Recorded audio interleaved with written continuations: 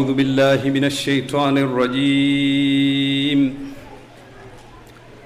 بسم الله الرحمن الرحيم. صلى الله عليك يا رسول الله، صلى الله عليك وعلى أهل بيتك المظلومين. صلى الله عليك يا أبا عبد الله، صلى الله عليك يا ابن رسول الله، يا رحمة الله الواسعة ويا باب نجاة الأمة. ما خاب من تمسك بكم وأمن من لجأ إليكم. يا ليتنا كنا معكم سادتي فنفوز فوزا عظيما. قال الله تعالى في كتابه المجيد: بسم الله الرحمن الرحيم.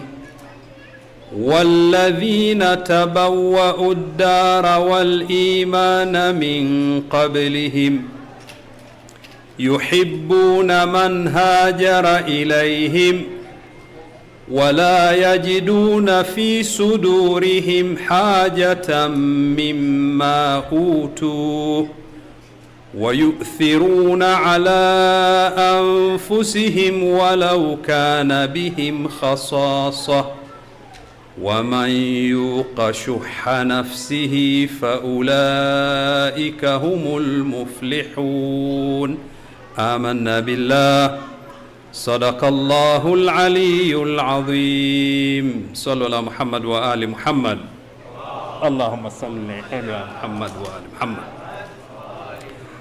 السلام عليك يا ابن رسول الله، السلام عليك يا ابن أمير المؤمنين، السلام عليك أيها العبد الصالح المطيع لله ولرسوله ولأمير المؤمنين. فجزاك الله خير الجزاء ورحمة الله وبركاته. Respected brothers and sisters, tonight is the night when we want to talk about a very important personality within the people who participated in Karbala. The person every one of us love to hear about him. Of course, Imam Hussein alayhi salam is on the top of the list. But when we look at the companions of Abu Abdullah, when we look at them, each and everyone individually, for some reason, you see your heart is longing to this particular individual.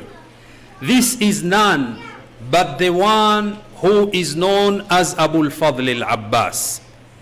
The way we look at the ziyarat of our scholars, the way we look, for example, in the book Mafatihul Jinan, you come to know that not only that he is known as Abu al-Fadl al-Abbas, but the titles which he has been given are so important for us to think and reflect.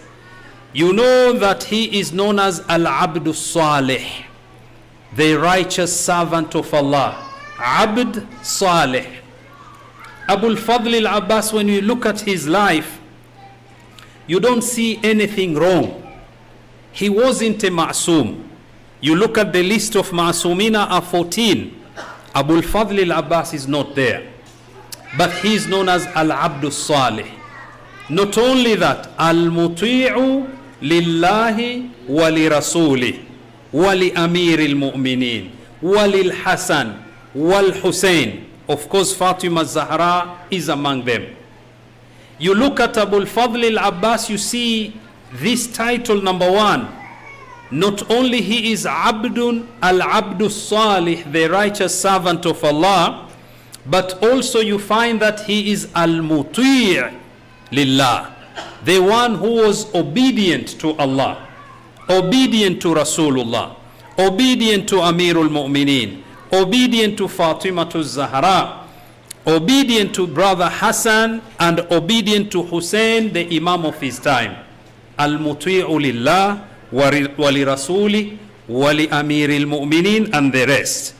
It is this Abul Fadl al-Abbas who is known as Qamar Bani Hashim.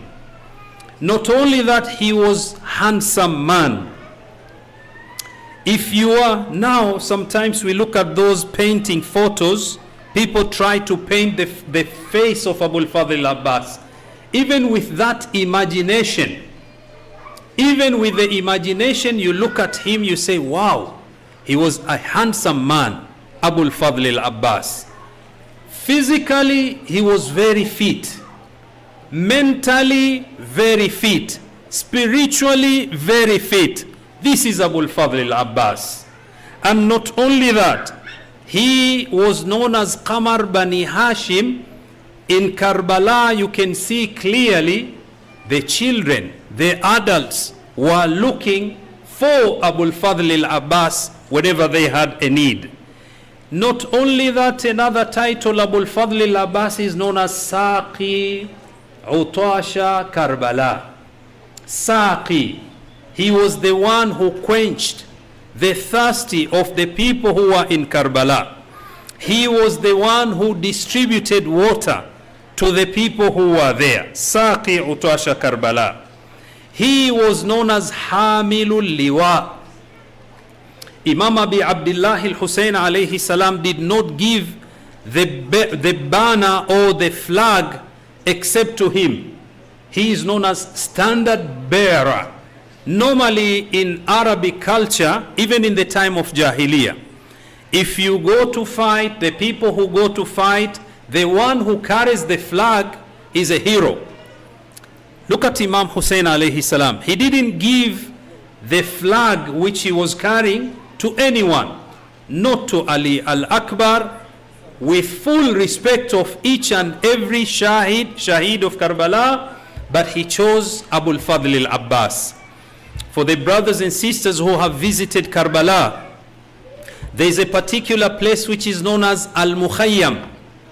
When you go to this Al-Mukhayyam, which was a camp of Imam Hussein alayhi salam when he reached Karbala, just now when you enter the Mukhayyam, on your right side there is a particular place. You ask who stayed here, they will tell you that the first khayma, the tent, is of Abul Fadl al-Abbas, because he used to guard all the tents which were there.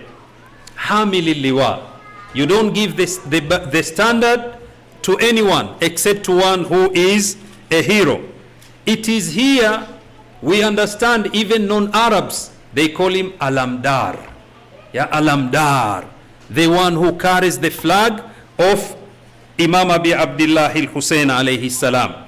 Why, you ask the question, why Abul Fadl had all these titles? Number one, the scholars say he was the person who was with ikhlas. When we look at our Imam alayhi salam, they are ma'sumin. Zahra alayha salam, ma'suma. Abul Fadl al-Abbas, what made you to acquire this status? When people go to Karbala, they reach there, they ask the question, can I start to go to do ziyarah of Imam Hussein alayhi salam first, or can I go to do ziyarah of Abul Fadl al-Abbas? If I go to do ziyarah of Imam Hussein alayhi salam, maybe he may ask me, did you visit Abul Fadl al-Abbas first or not? What made him to reach that particular level? Nothing else except al-ikhlas.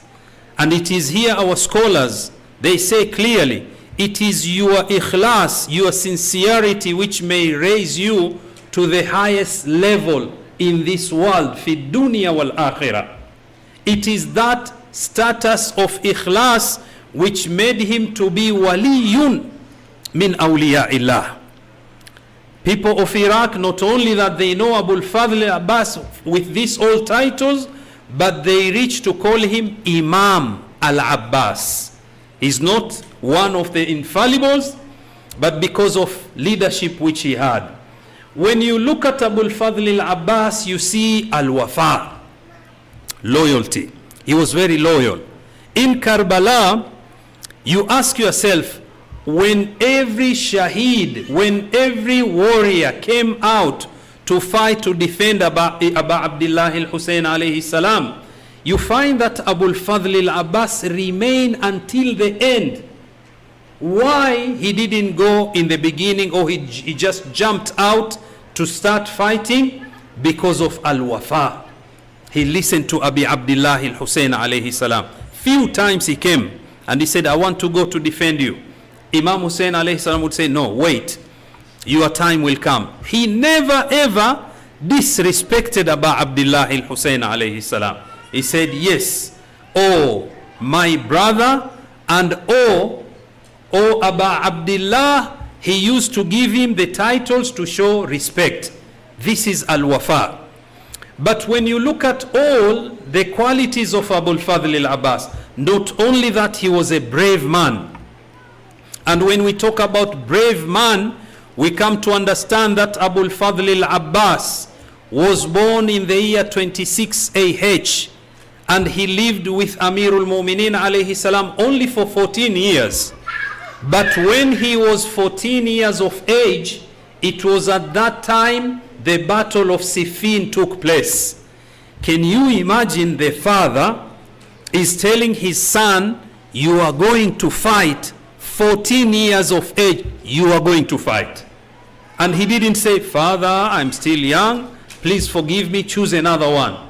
Abul Fadl al-Abbas participated in the battle of Siffin, and he fought. People were thinking that the one who was fighting, his styles is of Amirul Mu'minin alayhi salam, and they thought that maybe this is Ali bin Abi Talib. He was covering his face until they said, can you remove the cover so that we can see who is this Ali? We see Ali sitting there, but which Ali again is fighting here? They wanted to know. When he removed his cover, they came to know that he was a young man of 14 years of age. What are we learning here? We are learning from Amirul Mu'minin and from Abul Fadl al-Abbas that the children of Ahlul Bayt alayhimus salam were all of them were warriors. The young one is warrior, the old one is warrior. Abul Fadl al-Abbas was a warrior. In front of his father, he participated in the battle of Siffin. This is Abul Fadl al-Abbas. Not only that, Allah subhanahu wa ta'ala in the verse which I have recited, which is in Surah in the Holy Quran, ayah number 9, Surah Al-Hashr, we see clearly that Allah subhanahu wa ta'ala is telling us that وَالَّذِينَ تَبَوَّأُوا الدَّارَ وَالْإِيمَانَ مِنْ قَبْلِهِمْ يُحِبُّونَ مَنْ هَاجَرَ إِلَيْهِمْ وَلَا يَجِدُونَ فِي صُدُورِهِمْ حَاجَةً, until the end of the ayah, that Allah subhanahu wa ta'ala says, He praises the people of Medina, the ones who are known as Al-Ansar. He says, and those people of Medina, the Ansar, when their brothers migrated to them to the city in Medina, وَالَّذِينَ تَبَوَّأُوا الدَّارَ وَالْإِيمَانَ مِنْ قَبْلِهِمْ, those who chose the city of Medina to be their abode before the Muhajirina migrated to Medina, these people, they have qualities. Number one, yuhibbuna man hajara ilayhim. They love those brothers of Makkah and sisters who migrated to Medina. As we mentioned in one of majalis here, muhajir, immigrant, normally is person who people don't like him. Even though a muhajir may bring a lot of benefits to a country or to a city. And normally muhajirin bring a lot of benefits. I will go a bit out of topic, then I'll come back. In Europe, now you hear stories. Muhajirin from Africa, muhajirin from Pakistan, muhajirin from Afghanistan, Muhajirin from Syria, from Iran, from all over the place, they go to Europe. Why? Because they are looking for new life. Some of them, for example, in Mali or Cameroon or one of those countries, they said, we used to do fishing in our country. All of a sudden, fish disappeared. When we were looking for the reason, we saw big ship are coming to do fishing. So eventually we don't have anything. What can we do? We have to do hijrah, migration. So where do they go? Europe. Funny enough, no any country in Europe is welcoming the Muhajirin easily, except one, and that is Germany. Angela Merkel, the chancellor, they call them chancellor. It's like a prime minister, like a president.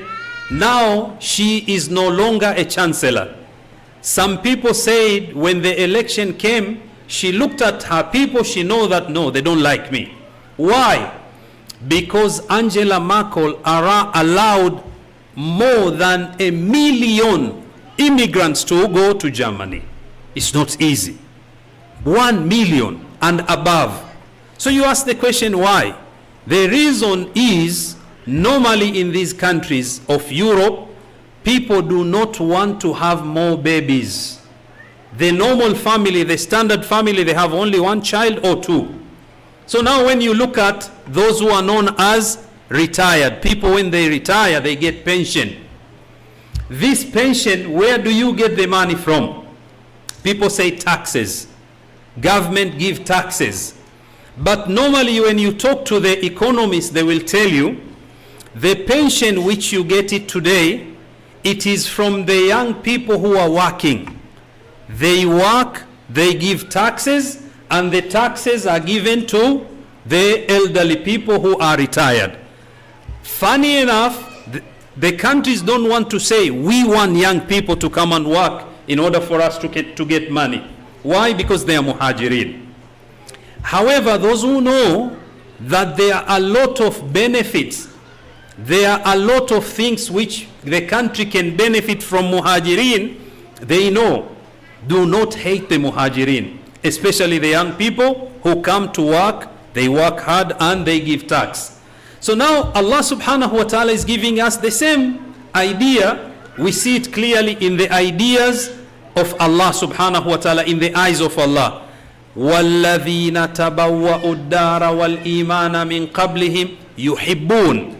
Their qualities that the Ansar, they love the Muhajirin. وَلَا يَجِدُونَ فِي صُدُورِهِمْ حَاجَةً مِمَّا أُوتُوا. Whatever Allah has given them, they don't see that we have hajat, we have needs, we are poor, we don't need to share, we don't want to share with the Muhajirin. No, Ansar were not like that. يُحِبُّونَ مَنْ هَاجَرَ إِلَيْهِمْ وَلَا يَجِدُونَ فِي صُدُورِهِمْ حَاجَةً مِمَّا أُوتُوا وَيُؤْثِرُونَ عَلَى أَنفُسِهِمْ. This is the quality of the Ansar. يُؤْثِرُونَ عَلَى أَنفُسِهِمْ. They prefer, above themselves, they prefer the Muhajirin. It's not easy. When you see someone immigrates from his country to your country, you say, well, I prefer them than me. I prefer them than whatever I have. I'll give them whatever they need. Ansar gave their houses. They gave their money. They gave their trade. They divided. They gave their farms. They gave each and everything they had to share with their brothers from Makkah. This is a good quality. Now you ask the question, after the Ansar, who had this quality? We look at the companions of Rasulullah, we say, yes, they had this quality. But in Karbala, we see the quality of Al-Ithar with Abu al-Fadl al-Abbas ibn Amir al-Mu'mineen. Sallu ala Muhammad wa ali Muhammad. Allahumma salli ala Muhammad wa ali Muhammad. We see this quality with Abu al-Fadl al-Abbas, Al-Ithar. Let me give you a small example. Sometimes when we sit together, I want to drink some water. Water is given it to me. I look at someone who is sitting near me, I know he needs this water. Instead of, and I'm thirsty, especially for example in Shahr Ramadan, we want to break our fasting. You are giving me water, I need the water to drink. I look at my friend, my brother who sits near me, I know he needs this water more than me. What do I do normally? I'll drink it first. And then I can ask him, do you want it? Maybe I'll leave half. Al-Ithar is not like that. Al-Ithar is a quality that I know I am thirsty. I need this water to drink. My brother near me, he needs this water more than me. Instead of me drinking it, I'll give it to him. And mashallah, Iranians are so good with this quality. Whether they do it for any reason, Allahu A'lam, but they are very good. When they get water, before they drink, they will give you. Befarmaid. Befarmaid. Agha, befarmaid. You say no, that's another issue. This quality is very important for us to remember. In the Holy Quran, ayah number 9, Allah subhanahu wa ta'ala talks about it. Abul Fadl al-Abbas was the one who had the quality of al-Ithar. He preferred others above himself. He looks at the children, he looks at women in Karbala, he wants to drink water. He reaches the river Euphrates. Instead of him drinking the water, he's very thirsty. He says, no, this is not for me. I will give it to Hussein, my brother. He's the Imam. To Sister Zainab and the ladies who are there and the children in Karbala. It's no joke to have this particular quality of Al-Ithar. So when we look at Abul Fadl al-Abbas, then we come to understand that A'imma alayhimus salam, especially Imam Sajjad, Ali ibn al-Hussein Zainul Abidin, salawat ala Muhammad wa ali Muhammad, Allahumma salli ala Muhammad wa ali Muhammad. He says, Rahimallahu Ammi al-Abbas. May Allah reward my uncle Abbas. He went an extra mile to save the people who are in Karbala. And he spent a lot. He gave all the efforts, all types of efforts, he put them to help the people in Karbala.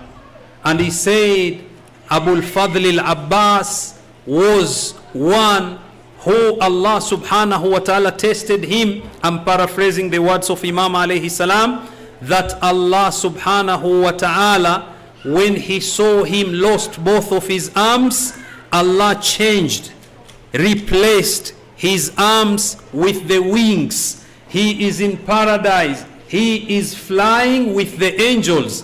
Exactly what Allah did to Ja'far al-Tayyar, the one whose arms were cut off in the battle of Mu'ta.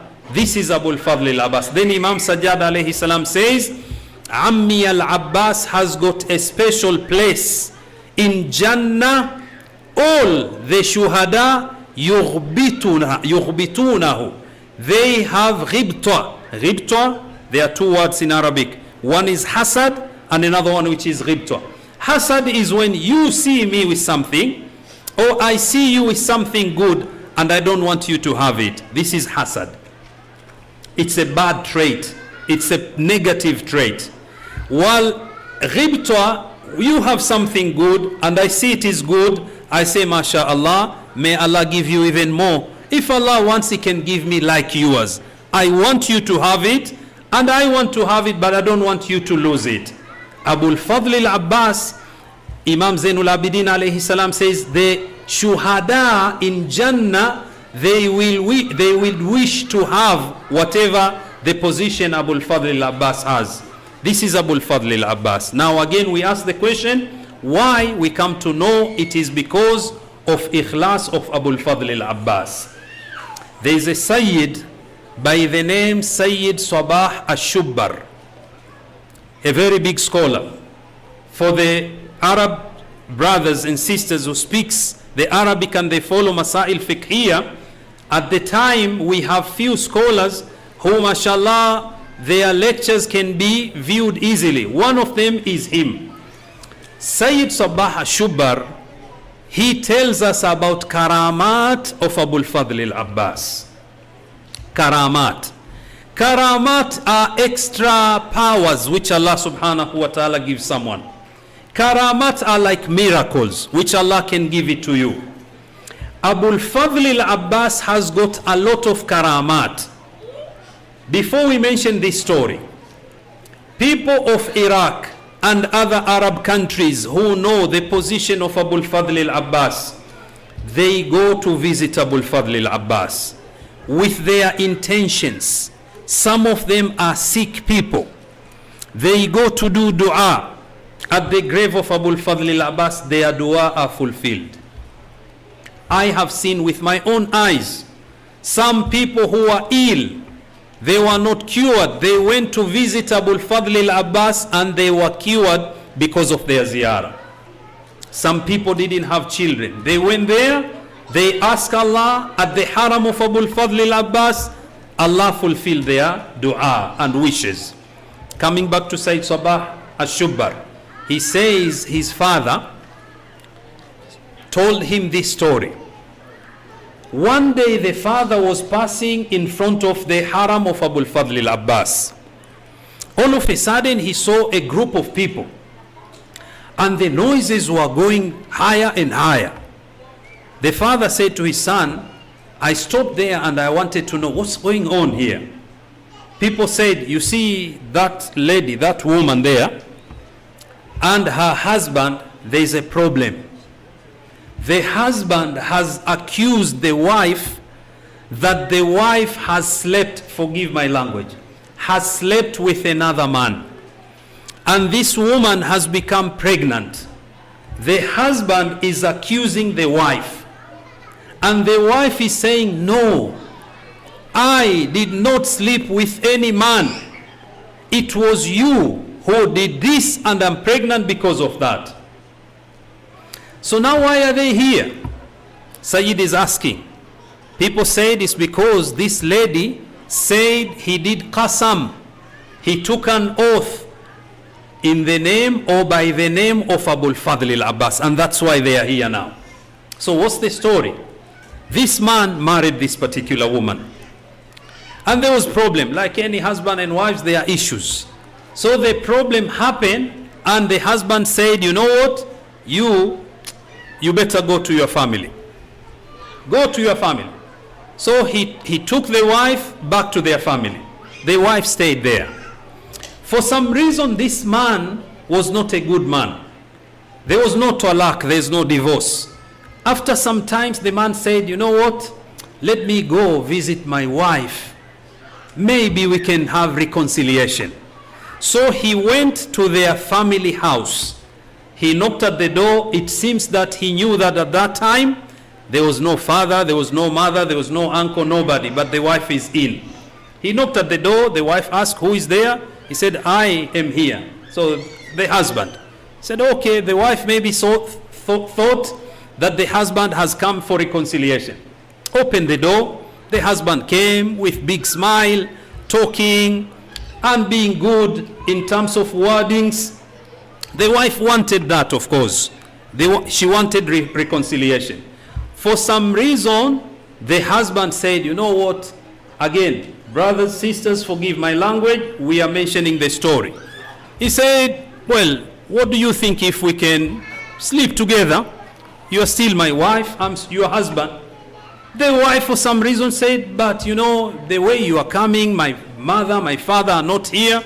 It's not okay. He said, don't worry, I'm still your husband. There's no any problem. So what can we do? Yeah, let's sleep together. He said, but they know you are not here. They know I'm alone. Anything could happen. He said, don't worry, you are still my wife. The wife said, okay. If you want that, okay. However, let us take qasam in the name of Abul Fadl al-Abbas. That you are doing this, it's halal, yes. But in the name of Abul Fadl al-Abbas, we put Abul Fadl al-Abbas in front of us and between us. The husband said, no problem. Subhanallah, after some times, this wife became pregnant. Now, this is a big issue. You are in your family house. Your husband is not here. you have to tell us this pregnancy, where did it come from? And you know, for tribes, especially within Arab countries and other non-Arab countries, it's a big issue. How can you become pregnant if you are not married? And it is here they wanted to kill this woman. We are going to kill you until you tell us this pregnancy, where did you get it from? She said, this one is from my husband. And she said the whole story. He came here one day, he knocked on the door, and he wanted me, and I didn't refuse, but I took an oath, but in the name of Abul Fadl al-Abbas, that it is him, not anyone else, I slept with. They said, okay, call him. He was called. You, what do you say about the pregnancy? He said, no, it's not mine. Inna lillahi wa inna ilayhi rajiun. It's not mine. You lady, you say this pregnancy is from him. He denies, he says, not from me. It seems the man was bad. He wanted the wife to be killed. And it was here the lady said, don't do anything. Father, mother, uncles, I took an oath in the name of Abul Fadl al-Abbas. I beg you, let's go to the Harram of Abul Fadl al-Abbas in order for him to judge between us. And that's why the father of Sayyid Sabah Shubar says, I saw the people near the Harram. They entered the Harram. When they entered the Harram, the lady started crying, Ya Abul Fadl al-Abbas, I took an oath in your name, and this man did what he did. Now he is refusing to admit that this pregnancy is his. I ask you to judge between us. The man was near the Harram, the Dharih, the grave of Abul Fadl al-Abbas. All of a sudden, the people who were there, they saw this man being lifted up. And no one was lifting him. They were looking like, what's happening here? He was lifted few meters and he was hit on the ground, put down on the ground. And again he was lifted and he was hit again on the ground. They saw the man is about to die. Speak, he couldn't speak. The wife said, I said, this is what to happen if I have committed zina, haram thing. I ask Abul Fadl al-Abbas to help me. And the people now started seeing the husband is being punished. According to the story, this man later on died. Why? Because he wanted evil for his wife, and Abul Fadl al-Abbas, through the power of Wali of Allah subhanahu wa ta'ala, helped this woman. Now the story like this, when we hear from our scholars, esteemed scholars, then you come to understand the power and the position of Abul Fadl al-Abbas. It is Abul Fadl al-Abbas who has saved many people. Today, many people in around the world who know the position of Abul Fadl al-Abbas, you tell them we need to take an oath. They may be not serious when you say wallahi.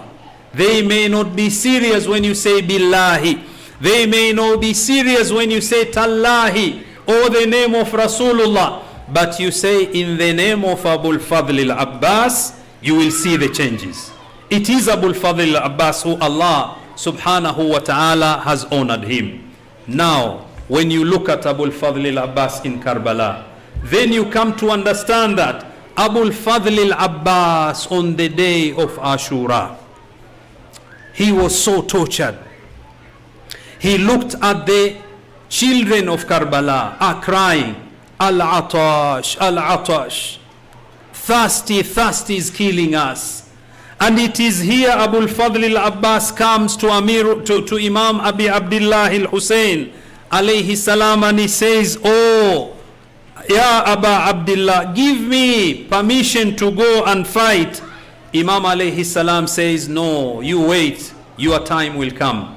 Until all the shuhada are now known as shuhada, then Abul Fadl al-Abbas is coming to Abi Abdullah. He says, oh, Imam, oh, Hussein, oh my Amir, give me opportunity to go and fight. Imam Hussein alayhi salam says, if you are to do something, then go bring some water. Abul Fadl al-Abbas goes, he fights with the people until he reaches the river Euphrates, and he wants to drink some water. The water is so cool. He takes the water with his arms. He wants to drink, then he remembers Al-Atash. Al-Atash, he remembers Abu Abdullah al-Hussein. It was at that time he says, no, I cannot drink this water. And the lines which he said are very clear.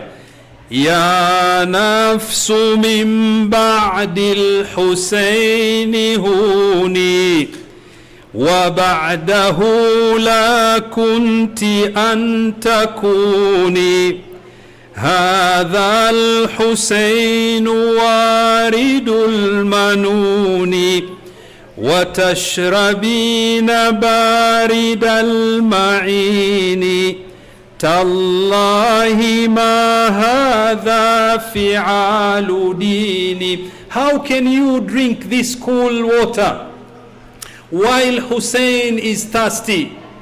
Oh my soul, how can you tell me to drink this water while Abu Abdullah al-Hussein is thirsty?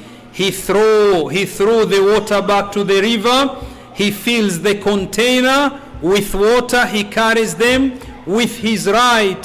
When he comes back, the enemies are surrounding him, but not in front because they feared him. They go behind Abil Fadl al-Abbas.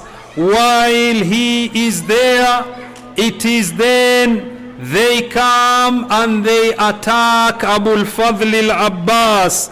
Abul Fadl al-Abbas, he said, Wallahi in qata'tumu yamini, I bear witness and I swear by Allah, if you chop my right hand, I will protect my Imam.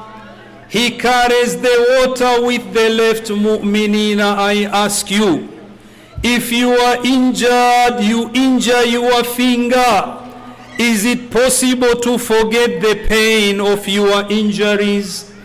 Abul Fadl al-Abbas doesn't have his right arm. He carries the water with the left, and they come, they hit the left arm. Abul Fadl al-Abbas is without both arms. He carries the water container with his teeth. Abul Fadl al-Abbas is carrying the water with the teeth. The enemies, they targeted the water, and now he loses the water. Abul Fadl al-Abbas sits on the horse, armless, injured, blood everywhere. He's thinking, my mission was to bring water, now I don't have any water. When he was in that state, someone comes with the iron rod. He hit Abul Fadl al-Abbas on his head. Abul Fadl al-Abbas now he is going to fall on the ground. Oh mu'mineen, when you fell on the ground, the first thing you put is your arms. Now Abul Fadl al-Abbas doesn't have his arms. He's falling on the ground without arms. When he was in that particular state, he says, Assalamu alayka ya Aba Abdullah. Peace be upon you, O Aba Abdullah. Imam Hussein runs toward Abul Fadl al-Abbas. When he reaches him, he sees there is an arrow in the ear of Abul Fadl, in the eye of Abul Fadl al-Abbas. it is very difficult to Allah. Imam Hussein alayhi salam comes closer to Abu al-Fadl al-Abbas.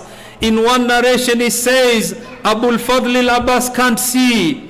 There is blood all over the face. He's asking, who are you? Then Imam Hussein alayhi salam says, I am your brother. I am Imam Hussein. He says, okay, now what's the plan? What do you want to do? Abu al-Fadl al-Abbas says, oh Aba Abdullah, what do you want to do? Hussein alayhi salam said, I'm taking you back to the tent. Abu al-Fadl al-Abbas said, I ask you not to take me back to the tent. Why, ya Abu al-Fadl al-Abbas?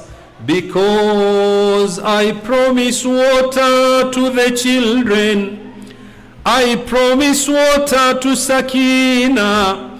How can I go there without water? While Aba Abdullah is carrying the head of Abu al-Fadl al-Abbas on his lap, he passes away. Inna lillahi wa inna ilayhi raji'un. Imam Hussein stands up. He looks at the right and the left. He doesn't see anyone to help him. It was at that moment Aba Abdullah, he said, Al-ana inkasara dhahri. It is now my back has been broken. It is now I don't have any other plan. Hal min nasirin yansuruna. Is there any helper to help us? Is there anyone to come for our rescue? Some historians say then Imam Hussein goes back to the tent. The young lady asks, oh Aba Abdullah, where is my uncle Abbas? It was at that moment Imam Hussein said that Abu al-Fadl al-Abbas has become Shaheed. Sayyida Zainab had that. It was at that moment Sayyida said, Wa Abbasa. May Allah reward you. Can you repeat the word please? Wa Abbasa. Wa Abbasa. وَأَخَاهُ وَأَخَاهُ. Sayyida Zainab is saying, oh, to me, where is Abu al-Fadl al-Abbas? I feel sorry for Abu al-Fadl al-Abbas. Oh, my dear brother. Now can you imagine how difficult it was for the children who were thirsty? Inna lillahi wa inna ilayhi raji'un. وَسَيَعْلَمُ الَّذِينَ ظَلَمُوا آل محمد أي منقلب ينقلبون ولا حول ولا قوة إلا بالله العلي العظيم. يا الله ببركة بالفضل العباس. يا الله ببركة قمر بني هاشم. يا الله ببركة ساقي عطاش كربلاء. يا Allah, we ask you to fulfill our hajat. Ya Allah, we ask you to listen to our dua, Ya Allah. Allah, hear our duas, Ya Allah. Ya Allah, there are many brothers and sisters who have hajat. They have asked us to pray for them. Ya Allah, taqabbal du'a'ahum ya Rabbal Alameen. There are many sisters and brothers who are not well. Ya Allah, cure them bi barakat Abil Fadl al-Abbas. Ya Allah, we ask you bi barakat Abil Fadl al-Abbas, ij'al jam'ana hadha marhuma wa tafarruqana min ba'dihi ma'suma la taj'al fina shaqiyan wala mahruma. اللهم من أرادنا بسوء فأرده ومن كادنا فكده. اللهم احفظ عيالنا يا رب العالمين. رحم الله من قرأ الفاتحة مع الصلاة على محمد وآل محمد. اللهم صل على